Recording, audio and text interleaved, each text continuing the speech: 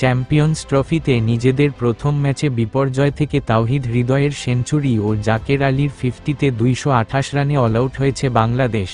জবাবে ভালো শুরু করা ভারত অভিজ্ঞ দুই ব্যাটার রোহিত শর্মা ও বিরাট কোহলিকে হারিয়েছে। ভারত 24 ওভারে 2 উইকেট হারিয়ে 118 রান করেছে। জয়ের জন্য 111 রান দরকার তাদের। ক্রিজে থাকা শুভমন গিল 48 রান করেছেন, তার সঙ্গী শ্রেয়াস আইয়ার। এর আগে অধিনায়ক ও ওপেনার রোহিত শর্মা 36 বলে 41 রানের ঝড়ো ইনিংস খেলে তাসকিনের বলে আউট হয়েছেন। 22 রানে বিরাট কোহলি ফিরেছেন রিশাদ হোসেনের বলে।